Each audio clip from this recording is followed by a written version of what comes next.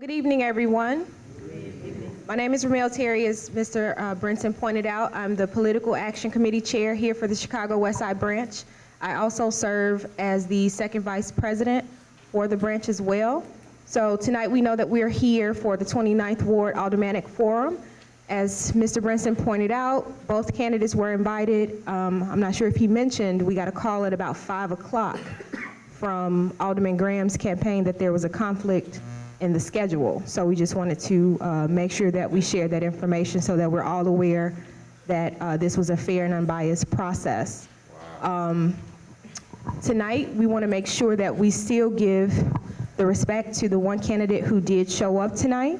We still will ask all the questions that we have outlined. They still will be timed, as well as we'll give the community an opportunity to ask some of those pertinent questions that they have.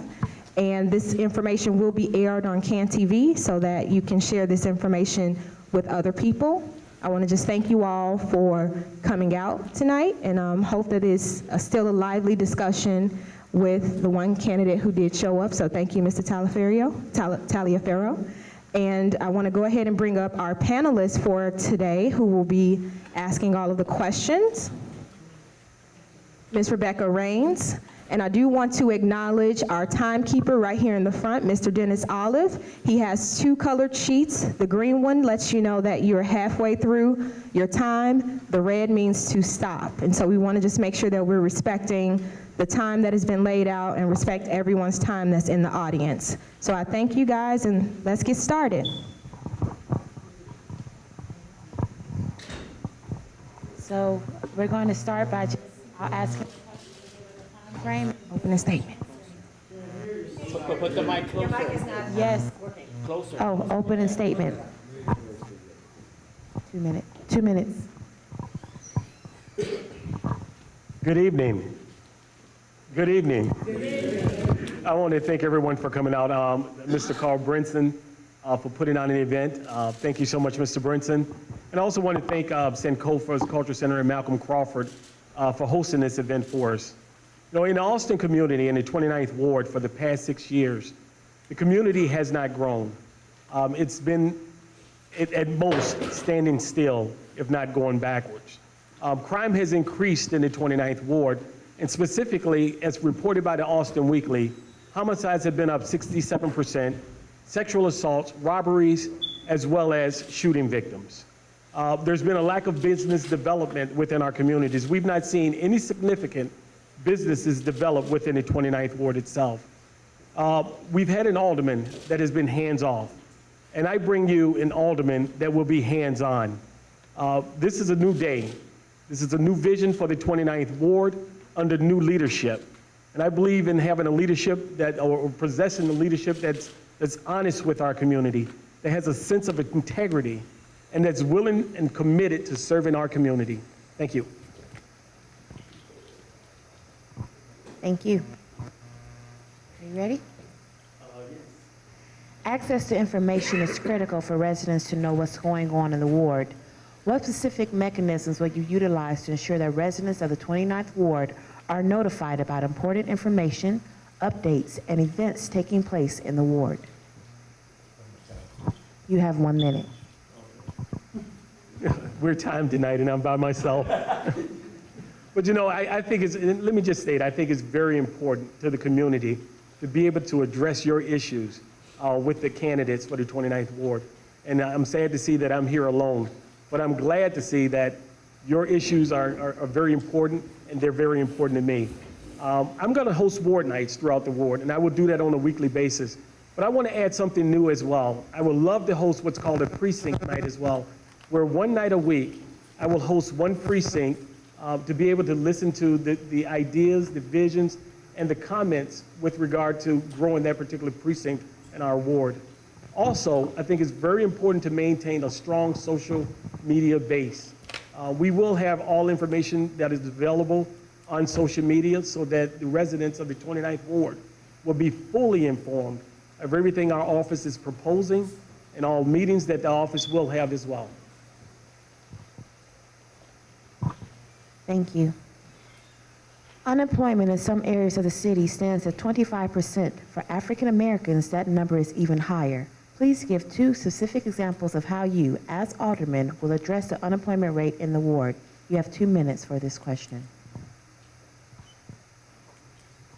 Well, first, I know the Austin community it specifically has one of the highest unemployment rates in the city of Chicago. And it also, as reported in the local media, it has one of the highest rate of unemployment rates in the United States. We have to be make very concerted efforts to make sure we are providing job opportunities for the youth and young adults in the 29th Ward. I would certainly propose that, with the school closings, we have 4 vacant buildings. I would certainly propose repurposing some of those buildings to use them as job training sites so that we could have ample opportunity, or so that we could have opportunity rather to train some of those that are unemployed. I do recall seeing on TV, and I thought the idea was incredible, where a bus was gutted out and there was a training facility placed on the bus where young adults would come onto the bus and sit at a station and be trained in the relevant software that's out there in today's market and that's needed to be hired by some of our businesses. I like the idea. I believe that we should have some type of mobile educational training center where we could go community, neighborhood to neighborhood, teaching those young adults software programs and certifying them in those software programs so that they can put on their resumes that they developed the training necessary to be employed. Thank you. What are some measures you would take as an alderman to support small business owners and spur entrepreneurship? You have 1 minute for this question. The first thing I plan on doing when assuming the role of alderman is forming several committees. One of those committees will be to form an economic development committee that consists of local businessmen and businesswomen. I believe it's very important that we have, and we support the local businesses as well as develop new businesses within the 29th Ward. I think the committee will be instrumental in helping to provide ideas and resources that our local businessmen and businesswomen need to maintain their businesses so that they can be viable in the 29th Ward. Not only that, but the committee will be responsible for vetting any new business that wants to do business in the ward. We will put out that information to all the residents that a certain business want to open shop in the 29th Ward. Part of that vetting process will be how many jobs that business plan on creating, how many people from the ward they're planning on supporting. Once we have those figures and that commitment to the ward, we will. Thank you. There are long-standing guidelines for city contracts towards increasing business for minority businesses expressed as MBE, WBE, DBE goals, and yet the city and sister agencies do not come remotely close to meeting these goals. One of the reasons is vendors have been found in violation of minority goals for our contracts through fraudulent bidding, post-award distribution of work, subcontract intimidation, etc. Current fines appear insufficient to promote compliance. Would you support an ordinance to preclude a company from bidding or being a sole source recipient of a sister or sister agency contract for a 2-year period on new city business or large additions to existing contracts if they are found to be in violation of the city or sister agency MBE, WBE, DBE goals? If not, please explain. You have 1 minute for that answer. I think that question was a minute long. I could simply say that, yes, I agree with penalties, and I would support an ordinance that would assess penalties against someone that is violating those measures. We have to have local workshops. Well, first, before I get into that, we have to have some type of oversight just to ensure that these businesses are minority owned. There are tons of businesses that are currently operating in the city of Chicago that are where the minority that is operating the business is set up as a front.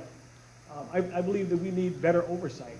We need better governance on that particular measure to protect our minority business owners. So certainly I believe that I would support that, but also I believe in assessing penalties with regard to any violation of our city rules. Thank you. The alderman often plays a critical role in economic development projects in the ward. What are some measures you would take to ensure local participation in development projects? For example, contracts, employment for residents, community input, etc. Would you enforce CBAs for every development project in your ward? If no, please explain. You have 1 minute for this question. Well, as I stated a little earlier, we have to put together a committee that is specifically, that will specifically gather on a monthly basis for purposes of developing the ward economically. And that means bringing in viable businesses to our community.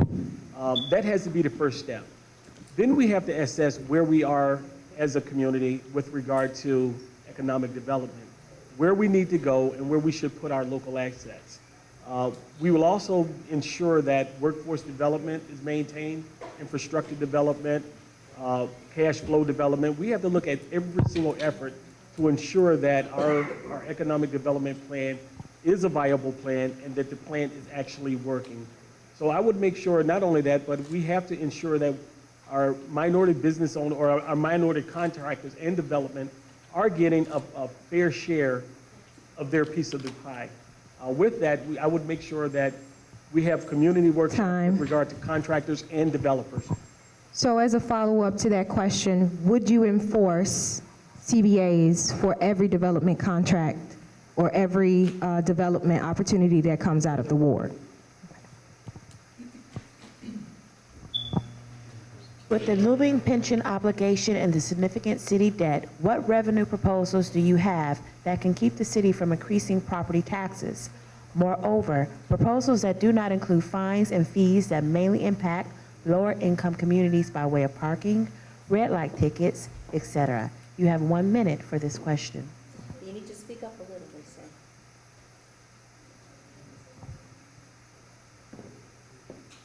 I think there's been several proposals that have been submitted and that the city has recently began to look at. We cannot discard any of the proposals, and I think we, as a city council, has to sit down and take care, make sure that we're looking at every single proposal and looking to see if it's a viable proposal. For example, the LaSalle Street tax. Rather than, and I do support the LaSalle Street tax.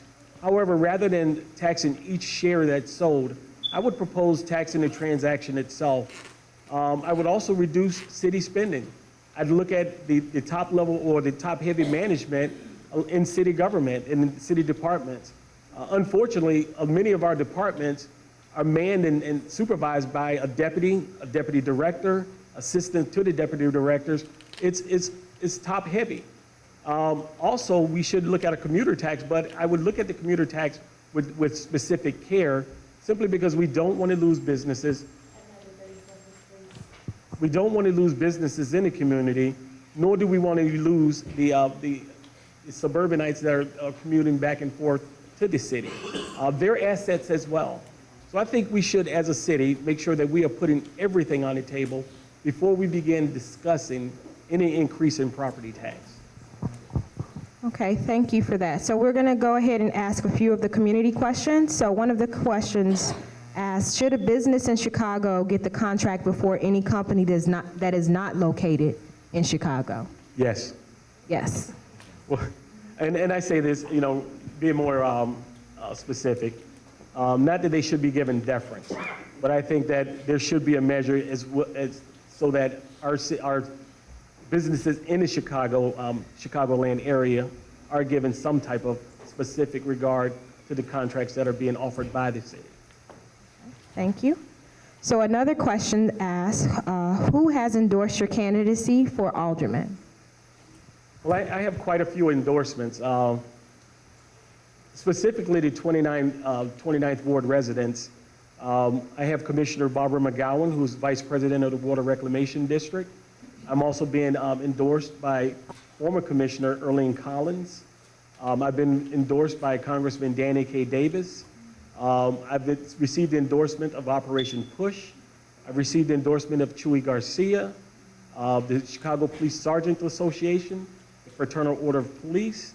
I've been endorsed as well by the Illinois Alliance, and quite a few people. David Orr. I could go on, the list goes on and on, but some of the names skips me by now. Oh yeah, I'm sorry, I can't forget the Tribune. Independent Voters Vote. IBI-IPO, Independent Voters, Illinois Precinct Organization. I've been endorsed by them. So there's been quite a few, and I believe I'm receiving the endorsement of the Chicago Crusader as well. Okay, thank you. So we have another question that this audience member would like to know. Will you explain a little bit more about being a part-time alderman? Let me explain the negative mailer that's been going out about me being a part-time alderman. I will be a full-time alderman. No ifs, ands, and buts about it. My statement was taken out of context, and that's the statement I made at the Chicago Sun-Times interview during their endorsement process, as well as my candidate's questionnaire with the IBI-IPO.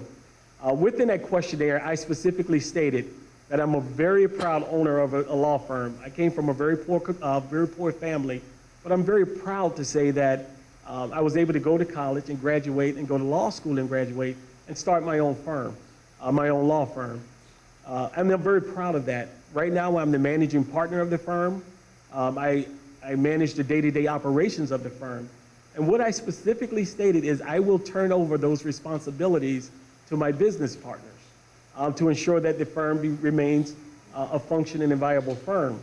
What I've also said is that I can manage or be a part of the board and remain a part of the board to make sure that it is being done and being handled properly in the evening hours. I've committed to working a minimum of 45 hours a week. And that's exactly what my questionnaire is stated. Now, the last time I checked, 40 hours is considered to be a full-time job. But I've said I will work a minimum of 45 hours a week. If that takes 50, 60, 70 hours a week, I will serve our community on a full-time basis. And if I may also correct a statement that's been produced as well, you cannot be a Chicago police officer, which I'm currently a Chicago police officer as well. You cannot have 2 city jobs and collect 2 city pensions. I will take a leave of absence from the Chicago Police Department until I'm able to reach retirement age, at which time I will retire from the Chicago Police Department. But I will work as an alderman, and I will work full-time as an alderman. So let me please correct some of the disingenuous mailers that are being produced by Alderman Graham's campaign. Thank you. So the next question, how will you use the TIF money better in the 29th Ward? And how do you feel about the red light cameras? So we'll give you about a minute on that one. Well, the red light camera is going to take more than a minute, but I will make sure that our TIF money is used properly. But not only that, we have to make sure there's transparency in the use of our TIF money. Most people cannot go on the city's website and discern where TIF money is being spent. Unfortunately, right now, most people don't understand TIF. And I'm starting to get even a clearer understanding of the TIF program. But I will say that I will make sure that it's posted on social media as to where TIF is being spent. And I'm even in favor of expanding our TIF district to include along North Avenue.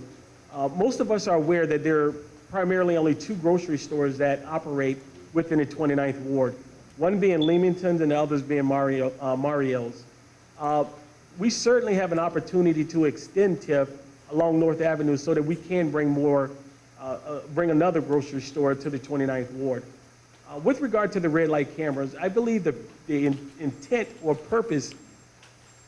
So we'll give you additional 30 seconds so you can The get to intent that. and purpose of the red light cameras and speed cameras was to ensure public safety. At least that's what our community has been told. I believe the unfortunate thing about that intent, it was an ill attempt to disguise that and the true purpose of it. The true purpose of the red light cameras and speed cameras, unfortunately, has been to generate revenue within the city of Chicago. I recommend phasing those out. They've been, I think they've been abused, and I believe they will continue to be abused as long as we allow them to remain in our communities. Now, That's not to say that some of them are not needed. We do need, Time.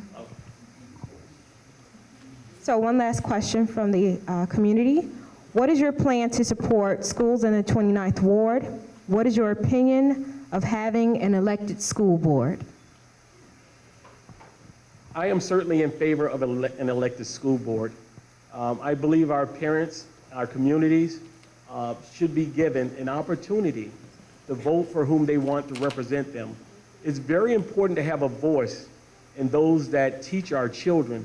It's very important to have a voice to be able to have a voice regarding the quality of education that our children receive. I certainly believe in supporting our school system, our Chicago public school system. My children have grown up through the Chicago public school system. My wife has served on the LSC Council for many years. I certainly support our Chicago public school system, but I also think that our parents should have a choice as to where they send their children to school. Now, when you close schools and put in one school, you're taking that choice away from our parents. I used to live close to a Dominic's and a Jewel. I had a choice of where I shopped. When Dominic's closed, my choice was no longer there. I was not forced, but I had to go to Jewel to shop. Now that another grocery store has taken its place, that choice is back. So when you close our Chicago public school system, you're taking and replacing it with charter schools, you're taking that choice away from the parent to pick the school that they feel is best to educate their children.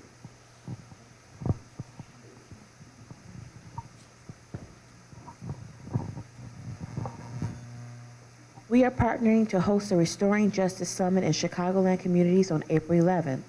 What is your definition of restorative justice? Will you be attending the summit? Can we count on you to help spread the word to your potential constituents who need to know their rights and need to have the opportunity to speak with their officials about justice reform? 1 minute for this question. I don't think I have a clear definition of restorative justice. However, I do believe that it's a program and an opportunity to reduce the recidivism rate that is very high in our community, and particularly in the Austin community, it's about 30%. The recidivism rate is 30%.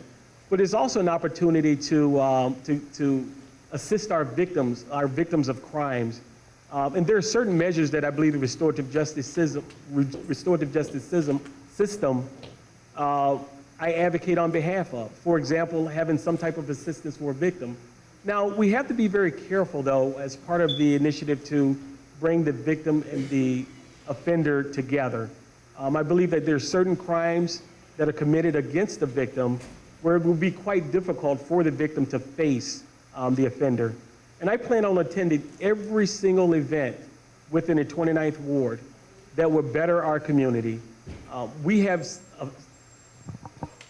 So I want to ask some clarifying questions around that. So being an attorney, what does restorative justice mean to you? Because normally it's, in Chicago, it's focused more from a youth perspective. Like instead of, sentencing them, they can get, house arrest if it's a nonviolent offense. So what's your thought about restorative justice in that sort of instance and not so much on the major crimes of if I was brutalized or something like that? I support that. I believe that there are so many opportunities where we can rehabilitate, educate our offenders rather than sending them to jail. Jail is not always the answer. And in many cases, jail is not the answer. So if we can educate our youth about how to not resort to a life of crime, the better we are. So I would certainly support, and I believe in the restorative justice system when it comes down to providing opportunities for our youth to keep them out of a life of crime.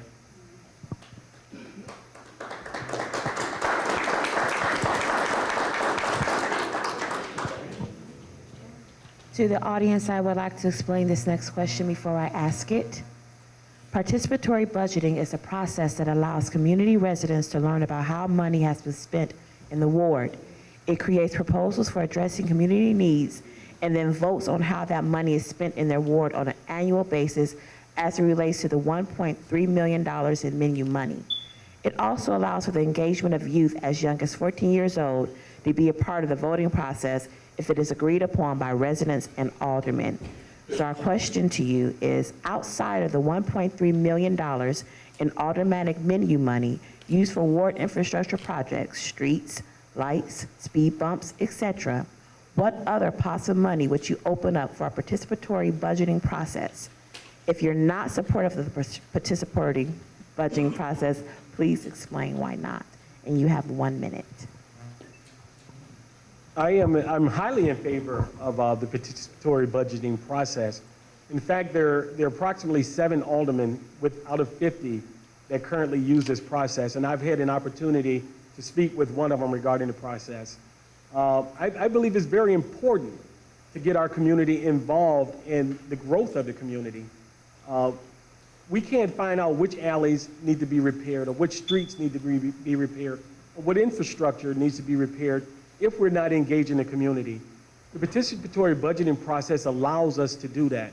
It allows us to get the community input on prioritizing which project we use first, and then determining how much is spent and when it should be spent on a particular project.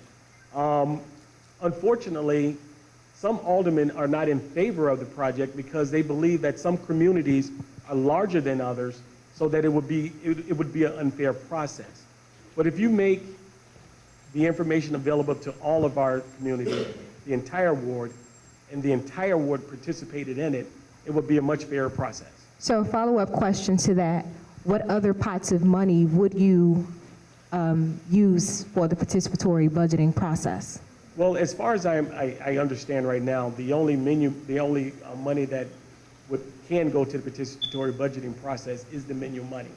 So TIF funds can also be used in the Right. participatory budgeting You're process? absolutely right. TIF money can be used for infrastructure, repair, business development. So yes, if TIF money is available for that, they can be used as well. And I would Just to support that. clarify further, it can also be used for training as well, because it was done in the 27th ward under that.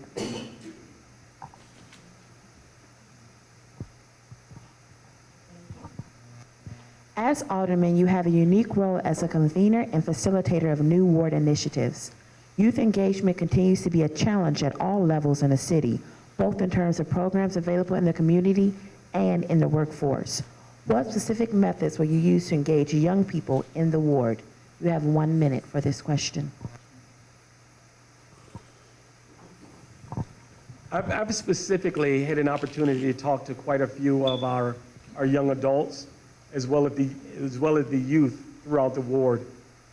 One of the ways I really want to get them engaged is to have activities planned specifically for them, whether those activities be educational, job opportunities, or whatever the case may be. But I certainly agree with getting our young community involved in the growth of this ward as well. It's difficult to do that sometimes, but one thing we do know, that our young community, the youth as well as our young adults, they use social media. I'm a little older than they are, and I'm learning to use social media a little more. But if we can engage them through social media to get them up to as many activities as possible, I think we have a better opportunity of reaching them. And if we can reach them, they can become very, very, they could be very good in our community as far as helping our youth to stay off the streets.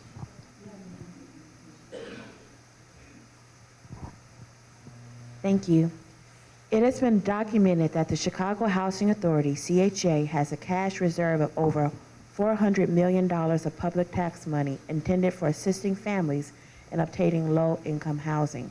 Considering that CHA just accepted 280,000 applications for low-income housing, do you agree with the NAACP that the entire amount should be used for vouchers to be issued to low-income families in order to find housing in Chicago, not the suburbs? You have 30 seconds for this question. I absolutely agree with NAACP's use of the vouchers. I did hear this with regard to the $400 million that CHA is sitting on. I heard it last weekend, And I have tried to do as much research as possible to see if there's any validity to that. Unfortunately, as of right now, I have not found anything to say that the CHA is sitting on 400 million. But if that were true, I believe that that money should be, and I agree with the NAACP, that that money should be used, vouchers should be received with that money to support low-income home housing. Thank you. Would you support and advocate for a permanent freeze on the commissioning and/or creation of new charter and contract schools with public funds? If no, please explain. You have 45 seconds for this answer. Sure. Would you support and advocate for a permanent freeze on the commissioning and/or creation of new charter and contract schools with public funds? If no, please explain. I believe that there should be a moratorium in place, and I support a moratorium in place for the creation of any additional charter schools in our neighborhood. And this is why I say so. In the 29th Ward alone, and I can't speak for the other charter schools throughout the city of Chicago, but in the 29th Ward alone, the two charter schools that are in operation, the state guidelines, or meeting the state guidelines, is only at 35% and 39%, whereas the Chicago public schools are in the same area. We've not seen, and as reported by the Chicago Tribune, we've not seen a significant increase in the test scores from those of the charter school as well as the public schools. So I do support a moratorium to be in place until we can study the effectiveness of charter schools in our community. They are privately owned, and they are funded with city dollars.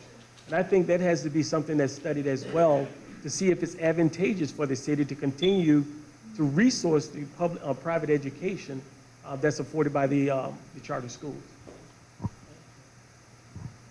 Thank you. The 29th Ward contains many vacant buildings, including a significant amount of vacant warehouse and industrial space. Please give a specific example of how you propose to reuse some of that space so that it benefits the community. You have 1 minute, 30 seconds for this question. Wow, I don't get any space in between these questions, huh? The city council just approved very recently, it may have been either last week or sometime early in the month, they just approved $1.3 billion for affordable housing, what they call the Bouncing Back program. I certainly support the idea and context of that program because it's used to rehab and redevelop some of the vacant properties, as well as some of the foreclosed and vacant houses that are within our ward. From what I understand, the program is specifically to be used in our minority communities. It's used to educate, train with regard to contractors and developers. They have workshops so that they can offer services within the community. But most important, the program is to be used so that those that want to purchase houses within the 29th Ward can do so. I support a program also that's being run out of Los Angeles, and I think this program would be well suited for it. The program is where a person that wants to purchase a home and it's within a blighted community, and the home is either a vacant home or foreclosed home, they would attend a 40-hour course. And the course is specifically geared toward educating them on how to maintain residents and how to prevent foreclosure. I would certainly, I'm gonna take up Alderman Graham's time on this one too, by the way. But I would certainly support a program like that in Chicago. Once you've completed the course and have been certified, you can certainly be able to receive, or you should be eligible to receive a certain percentage of your down payment that'll be required for home ownership. I'll give you a 10-second breather this time. Okay? It is not a long question, but I want you to have good thoughts about it, okay? It is the last question that you're going to have from us, and then we're going to proceed to your community questions. Are you ready? Your 10 seconds is up. How would you rate the performance of the Chicago Police Department? What specific recommendations would you make to enhance public safety in the ward? And what ideals do you have to improve community and police relations? You have 1 minute and 30 seconds for this answer. What ideas do you have to improve community and police relations?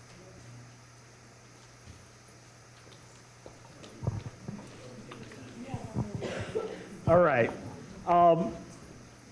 It's very difficult for me to rate the performance of the Chicago Police Department. I can rate the performance of the district in which I currently work.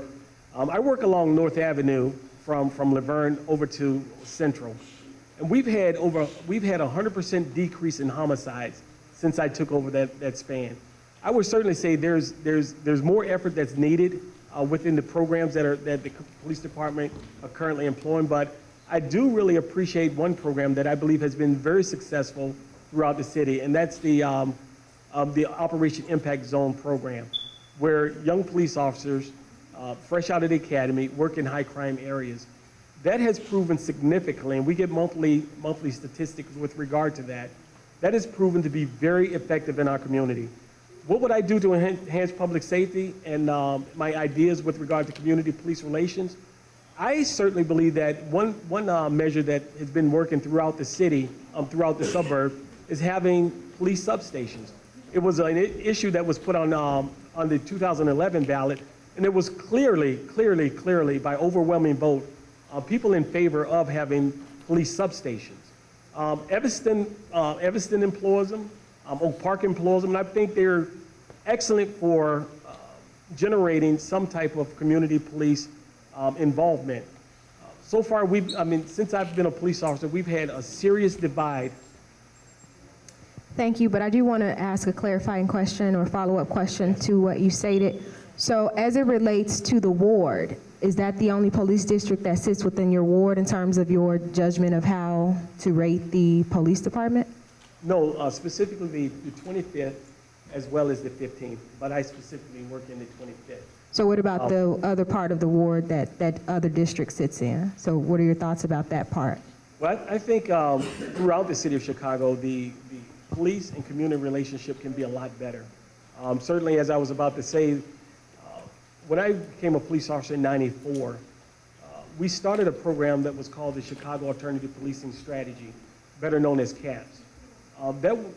The next 10 years that followed, there was a significant amount of trust between police and the community, and I believe that crime was decreasing as a result of the community's involvement with the police to reduce crime.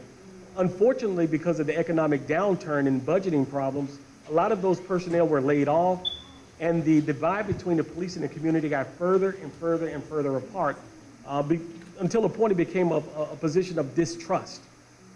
Specifically now with the Missouri incident, New York incident, and the Wisconsin incident, trust is at an all-time low.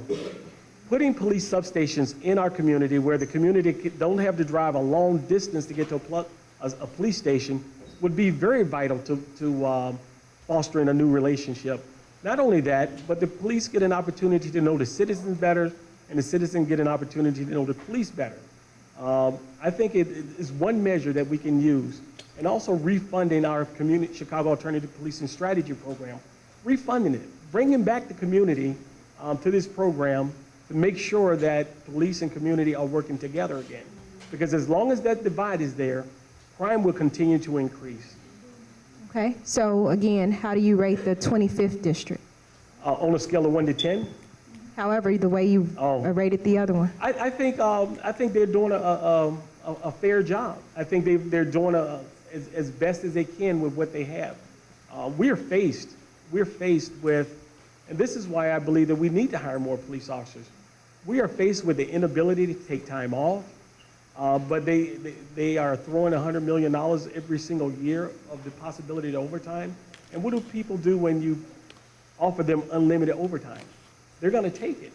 So police officers are working the street tired, and not to jump on the police side, but what I like to say is, given what they're giving, and that's limited personnel on the street on one given night, you're running from job to job to job, And next thing you know, you've gotten a job or dispatch, and it's been an hour and a half before you can get to it because you've had 3 other jobs before that. So they try to prioritize jobs to get to the ones that are deemed to be higher priority first. I would certainly believe that we should hire more police officers. The number that we should hire, it depends on the city's budget and their ability to hire them. But to rank them and to rate them would be very difficult for me to do because even as a supervisor of police officers, they work as hard as they can, but sometimes they may not see the results that they want, nor the community may see the results that they want. But they do work very hard, and I speak for the majority of them, so it's very difficult to rate the police department when you are forced to have some of the shortcomings that we have as police officers. Thank you. So this next question is from our community. What are your plans to help the 29th Ward in regards to not depending on Oak Park?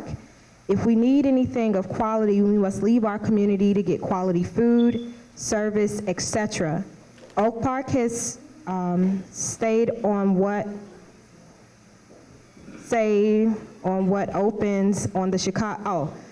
Oak Park has say on what opens on the Chicago side of town. So what will you do to address that? And that's specifically 1 minute. not just in Oak Park, but if you look at the south suburbs as well, well, not south suburbs, but the suburbs at the southern portion of the ward, as well as in the northwestern portion of the ward, Elmwood Park. All of them are using their TIF dollars to better the community and economically build their communities up. We just have to do the same things. And what I specifically stated earlier, that would certainly apply. We need to have a commitment to building the 29th Ward, particularly in the Austin community, where there aren't the gas stations that you could go to get the suburban prices, or there aren't the grocery stores that you can go to, or the businesses that are frequented in Oak Park, Elmwood Park, Cicero, and Berwyn.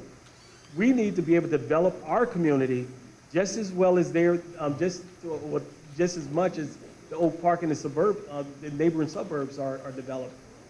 Keeping the dollar in Austin, keeping the dollar in the 29th Ward is very important to me. And I will stand on building, and I will stand committed to building this community up with viable businesses so that we can keep the dollar within our community. Thank you. So this next question asks, what can you do about the young men that are hanging on the corner? I think it's very important, and this is one of the things that I've not specifically addressed.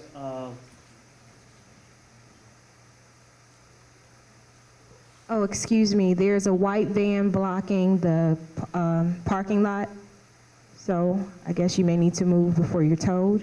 I don't have my ticket book with me tonight either, so.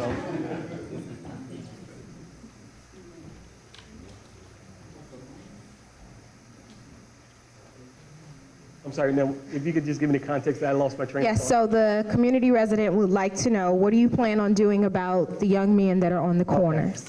As Alderman, and Alderman You have has an 1 minute. opportunity to provide to every police district superintendent, in this particular area, the 25th district as well as the 15th district. Every single month, an alderman submits a report to the police commander saying, this is a particular area of concern with the community. Can you make it a hotspot? In most places where the youth are hanging out, not to say all of them, but most of them are loitering because of drugs and gangs, or drugs and gangs. That's most places. So the police department has an opportunity to initiate what's called a hotspot based on the alderman's request. I, as alderman, would certainly make sure that I'm at every single meeting where I can give to the commander of the 15th district and the 25th district all of the areas of concern in the community and have them designated as hotspots. Police officers have an opportunity to arrest loitering in a hotspot once they've given a person an opportunity to leave at least once. Thank you. So a follow-up question to that. So what is your plan for those young men that may be on the corner because they have nothing else to do? We'll give them something to do. What will that be? We can provide opportunities such as recreation, but more important, jobs. jobs is very important. Recreation is nice, but jobs is more important. Community centers. There are so many community centers throughout the 29th Ward that aren't being supported by our current alderman. I would make sure we are supporting those community centers and cultural centers because they provide an avenue for our youth and young adults to go in and be educated or trained in those programs that I spoke about earlier.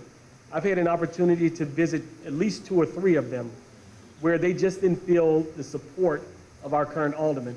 So I will make sure these community centers and culture centers have my undying support, and I will be committed to making sure they stay open so that our young community will have somewhere to go to be trained so that they can receive some of these jobs that are going to be open within the city of Chicago as well as in the 29th Ward. Thank you. So this next question asks about, due to the flight of the middle class in Austin since 2000, Austin lost nearly 18,000 residents. What and how, as an alderman, can you do to stop and stabilize Austin? We have 1 minute. And that goes back to providing an economic source for the community, as well as developing the community from a community development perspective.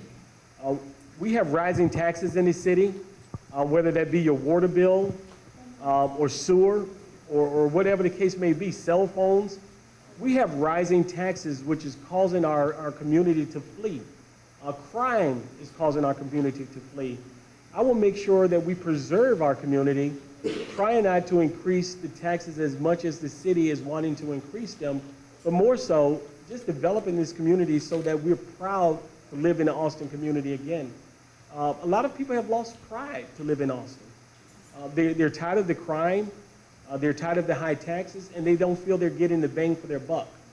If we could go in and develop this community so that our elderly, our seniors are willing to sit out on the porch and walk the streets again, we can make this community once again the proud community that it was.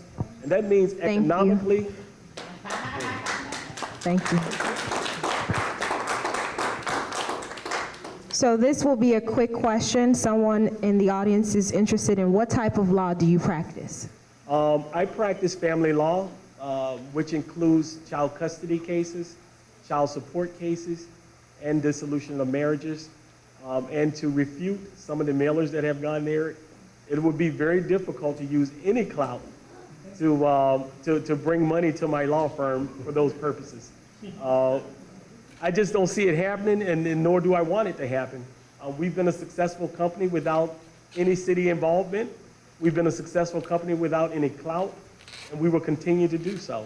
But I do practice family law that includes adoptions as well. So I'm on CAN TV right now, and I could promote my business or not. I'm only kidding. I have to have some type of laughter because our alderman's not here tonight. So, but yes, I practice family law. Thank you. So this next question, really quickly, you can answer this. Whatever happened to beat officers? The beat officers are still there. Unfortunately, they are, how should I say it? They're not as present as they should be. I stated earlier how we are short manpower. Right now, the city has, is budgeted for, and is within the budget, 10,000 officers. We have under 9,000 that are currently employed by the city of Chicago that are actually working the street. That's over 1,000 officers short. So you can imagine how each roll call looks, where you're supposed to have at least 2 people per car, where many of our squad cars, there's only 1. So it becomes very difficult to stay on a beat where we're understaffed and undermanned. I certainly will fight. I will fight very hard and advocate on behalf of the community because we need our beat officers back. We need our beat officers to patrol the beat. You know, a long time ago, we used to actually get in trouble if we left our beat. We need to get back to that. Keeping our officers on the beat is very important because it shows visibility. Visibility is one of the strongest deterrent to crimes that you could have. 10 seconds. And I would also certainly advocate on expanding our foot patrol program as well with our probationary officers. The city is getting rid of them once that particular beat has shown a significant decrease in crime. I say rather than get rid of it, move it to another location. Thank you. So this next question is basically a yes or no.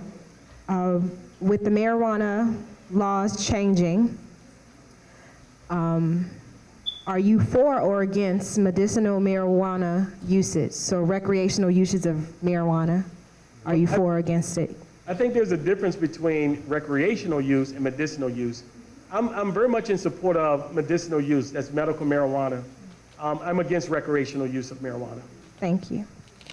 The other question deals with this generation, this current generation that's growing up of young people. What will you do differently for this generation that hasn't already been tried? You have a minute for that question. It's a very difficult question to answer because I believe there's been so many approaches to reach our newer generation. And I think that some of those have been effective. So as alderman, I would certainly support programs and businesses that are very successful and find out what they're doing to be successful in reaching our youth. I have a gentleman I'll promote him real quick. I have a young gentleman over there by the name of Maurice that's worked very well with my campaign. He's been successful in reaching our young community.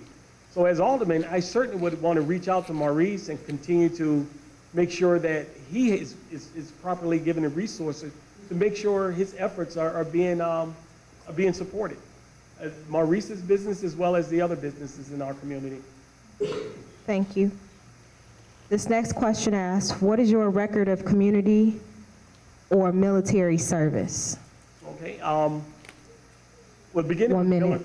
Beginning with military, I started serving in the armed forces between my junior and senior year in high school.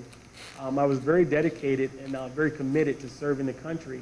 So my parents allowed me to join the National Guards between my junior and senior year. I spent my senior year as a National Guardsman. I joined the Marines shortly after that, where I spent the next 9 years as a United States Marine infantry sergeant. My community service, I have, from the northwest portion of the ward, I was remapped into the 36th ward, but I played a significant role as being a board member of the Westside Community Coalition. And I also presented and participated in free law days within the 36th ward, whereby I would serve on a panel of attorneys on a monthly basis to address issues of family law within the community. That's one of the things that I certainly want to continue within the Austin community as well. I had an opportunity to speak to a gentleman that had an office that was vacant, and we're going to try to set up a free legal clinic with regard to family law questions in the 2019 Thank you. with volunteer attorneys. Thank you.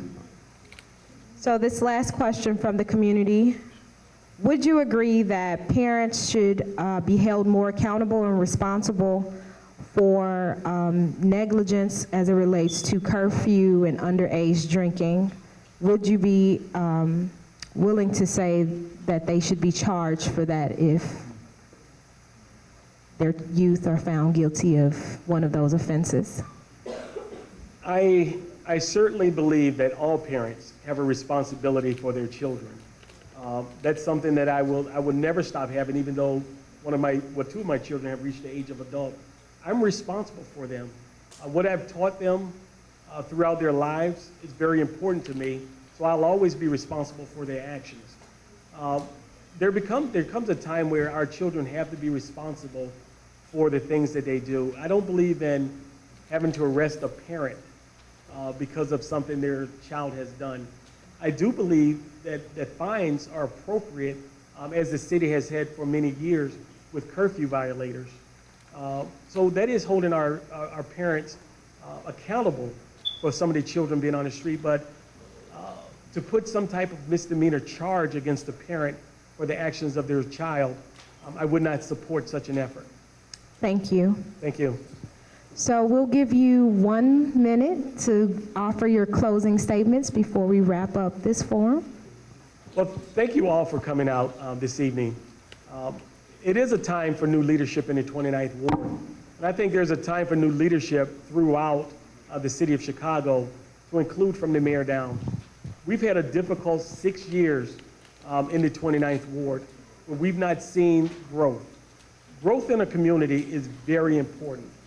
Honesty from your leadership is very important. Integrity and a sense of dignity about the office that you hold is very important. I commit to you that I will be an alderman that displays honesty, integrity, and dignity by the office in which I stand and the office in which you appoint me to. I'm committed to serving this community first. To me, those are the characteristics, or some of the characteristics of a good and impactful leader. I will be a good and impactful leader in the 29th Ward. And I promise that this ward will not be sitting in the same place 4 years from now, because I will make it a community effort that we grow this ward. And I'm going to steal some of Alderman Graham's time again. I will make sure 10 seconds. I will make sure that this community moves forward. I'm committed to service, and that has been my mantra from the very beginning. I've spent my life, my entire adult life, in public service, and it will not stop. So, Alderman Graham, I'm very saddened that you could not be here this evening, because our community matters to me. And this job, and this is not a job to me, it's an opportunity. But more important, it's a blessing to be able to serve someone other than yourself. And I will serve this community diligently. Thank you. Thank you.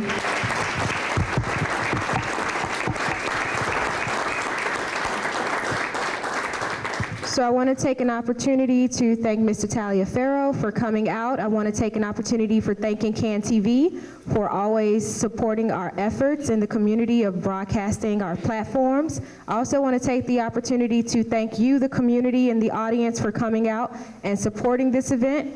And one last thing I want to mention to let you all know that the mayoral candidates will be on the west side of Chicago. Both of them are confirmed for our mayoral forum on this Sunday at Purcell Hall, 4300 West Washington at 3 p.m. So please come out to hear from those candidates and also get some of your questions answered about how they better plan to serve the west side of Chicago. So thank you all again, and thank you, Sankofa, for allowing us to utilize this facility.